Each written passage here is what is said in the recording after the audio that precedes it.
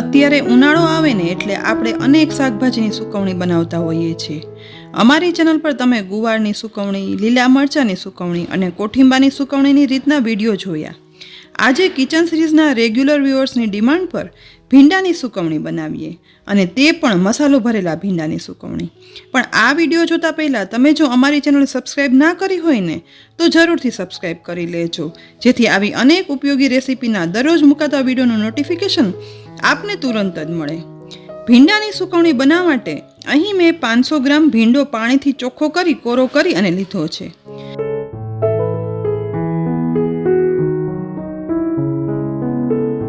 હવે ભીંડાની એક શીંગ હાથમાં લઈશું, પણ ભીંડાની બંને સાઈડ નહીં કાઢીએ. ફક્ત આ રીતે ભીંડામાં એક સાઈડ ઉપરથી નીચે સુધી ઊભો કટ લગાવી લેવાનો છે. કટ લગાવેલા ભીંડાને એક પોળા બાઉલમાં રાખતા જઈશું. અહીં એક પછી એક બધા ભીંડાને આવો લાંબો કટ કરતા જઈશું અને બાઉલમાં ઉમેરતા જવાનું છે. અહીં જુઓ, બધા ભીંડાનો લાંબો કટ કરી લીધો છે. તો પ્રથમ આ કટ પાડેલા બધા જ ભીંડામાં 2 ટીસ્પૂન મીઠું ઉમેરી દેવાનું છે. મીઠું ઉમેરાઈ જાય ને એટલે અડધી ટીસ્પૂન હળદર પાવડર ઉમેરી દઈશું. અને હવે અડધા લીંબુનો રસ પણ સાથે ભીંડા ઉપર નીચોવી દેવાનો છે. સુકવણી કરવા સમયે જો આ રીતે લીંબુનો રસ ઉમેરશું ને તો ભીંડો સુકાયા પછી કાળો નહીં પડે અને એવો જ ગ્રીન કલર જળવાઈ રહેશે. લીંબુનો રસ નીચોવાઈ જાય ને એટલે હાથ વડે ભીંડામાં હળદર, મીઠું અને લીંબુનો રસ મિક્સ કરશું, જેથી બધા ભીંડામાં એકદમ સરસ બધું ચડી જાય. મિક્સ કરતાં ભીંડામાં હળદર, લીંબુ, મીઠું મિક્સ થઈ ગયા છે. તો આ બાઉલને ઢાંકણ ઢાંકી 1 કલાક માટે એમ જ રહેવા દઈશું, જેથી મીઠું, લીંબુ, હળદર બધું મિક્સ થઈ અને સરસ ચડી જાય અને ભીંડા સુકાયા પછી સુકવણી છે ને તે મોડી ના લાગે. લગભગ 1 કલાક ભીંડાને એમ જ રાખ્યા પછી હવે ભીંડાનું ઢાંકણ ખોલી અને જોશું. અહીં બધા ભીંડામાં હળદર, લીંબુ, મીઠું સરસ ચડી ગયા છે. તો હવે ભીંડાને લઈ આ રીતે કિચન ટોવેલ પર ફેલાવી દઈશું.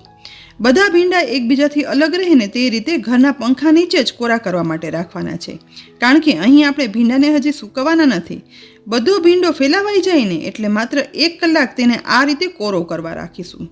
પણ હા, એમ ના વિચારી લેતા કે આ તો સુકવણી માટે કોરો કર્યો છે, હજી આપણે મસાલો ભરવાનો તો બાકી છે.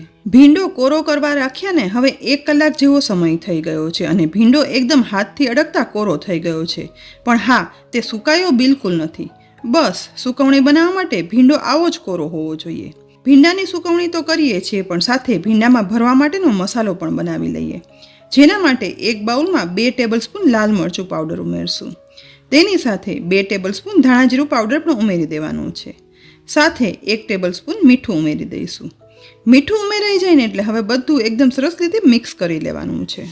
મસાલો બની જાય ને એટલે કોરો કરવા રાખેલ ભીંડામાંથી એક ભીંડો લઈ અને જ્યાંથી કટ પાડેલો હતો ને ત્યાંથી સહેજ ખોલી લઈશું અને બનાવેલો સૂકો મસાલો તેમાં ઉમેરી અને મસાલો આ રીતે અંદર સુધી ભરી દેવાનો છે. ભરેલા ભીંડાને હવે એક પોળા વાસણમાં રાખી દેવાનો છે. આ જ રીતે દરેક ભીંડામાં સમાય તેટલો મસાલો ભરી લેવાનો અને ભીંડાને આપણે હળદર, મીઠું અને લીંબુના પાણીમાં રાખ્યા હોવાથી સહેજ ભીનાશવાળા હોવાથી આ સૂકો મસાલો તેમાં ચીપકી જશે અને સુકાયા પછી પણ ભીંડોમાં આ મસાલો છે ને તે ખરી નહીં જાય પણ ચીપકી રહેશે અને સુકવણી મસાલાવાળી ટેસ્ટી ભીંડાની બનશે. હવે અહીં બધા ભીંડામાં મસાલો ભરી અને તૈયાર કરી લીધા છે. તો સૂર્યપ્રકાશના તડકામાં આપણે કિચન નેપકિન અથવા તો કોટનનું કપડું પાથરી દઈશું. ત્યાર પછી મસાલો ભરેલા ભીંડાને આ રીતે તડકામાં કિચન ટોવેલ પર ગોઠવી દેવાનો છે, જેથી એકદમ સરસ એક સરખા સૂકવેલા ભીંડા જલ્દીથી સુકાઈ જાય. અહીં ધીમે ધીમે કરી બધા મસાલા ભરેલા ભીંડા છે ને તે એક સરખા ગોઠવી દીધા છે. મસાલા ભરેલા ભીંડા એકદમ સરસ ફેલાવાઈ પણ ગયા છે. આ ભીંડાની સુકવણી આપણે 1 વર્ષ સાચવીએ ને તેવી બનાવવાની છે, માટે ભીંડા લગભગ એકદમ આકરા તાપમાં 4 થી 5 દિવસ સુકાવા દઈશું. અને જો તડકો ઓછો હોય ને તો ભીંડા સુકાઈને કડક થતાં 7 થી 8 દિવસ જેવો સમય પણ લાગી શકે છે. પણ જ્યાં સુધી ભીંડા સુકાય અને કડક ના થાય ને ત્યાં સુધી તેને તડકામાં સુકવવા દેવાના છે. અહીં લગભગ 5 દિવસ પછી તડકામાં સુકાયા પછી તમે જોઈ શકો છો કે ભીંડાને હાથમાં લઈ ટુકડા કરતાં તુરંત જ 2 ટુકડા થઈ જાય ને તેવો કડક સુકાઈ ગયો છે. વળી કલરમાં પણ તે કાળો ના પડતા હળદર, લીંબુ, મીઠુંના કારણે એકદમ સરસ ઉજળો રહ્યો છે. બસ આખું વરસ સાચવવા માટે ભીંડા આવા સરસ કડક સૂકવવા જોઈએ, જેથી તે કડક એ સ્વાદના આખું વરસ સચવાઈ રહે અને અંદરનો મસાલો પણ આવો જ ચીપકેલો અને સરસ રહેશે. હવે આપણે આ તૈયાર કરેલા ભીંડાની સુકવણીને તેલમાં તળશું. જેના માટે ગેસની લો ફ્લેમ પર ગરમ થયેલા તેલમાં 4 થી 5 મસાલાવાળા સુકાયેલા ભીંડા ઉમેરશું. ભીંડાની સુકવણીને તેલમાં સહેજ મિક્સ કરી અને તળશું, પણ આ સમયે ગેસની ફ્લેમ યાદ કરી અને લો જ રાખવાની, જેથી ભીંડાની સુકવણી અંદર સુધી તળાઈ જાય અને એકદમ ક્રિસ્પી ગોલ્ડન બ્રાઉન બને. એક સાથે વધારે સુકાયેલા ભીંડા તેલમાં ના ઉમેરતા એક વખતમાં માત્ર 4 થી 5 ભીંડાની સુકવણી તેલમાં ઉમેરતા જઈશું અને તળતા જઈશું. અહીં હવે ભીંડાની સુકવણી છે ને તે તળાઈ ગઈ છે, તો મસાલા ભરેલા ભીંડાની સુકવણીને પીરસી પણ લઈએ. મસાલેદાર ભીંડાની સુકવણી દેખાવમાં જેટલી સરસ લાગે ને એટલી જ ખાવામાં એનાથી પણ વધારે સ્વાદિષ્ટ છે. દાળ, ભાત, શાક, રોટલી અને અત્યારે ઉનાળામાં તો કેરીના રસ સાથે આ ભીંડાની સુકવણી પીરસીએ ને તો બસ મજા જ કંઈક જુદી છે.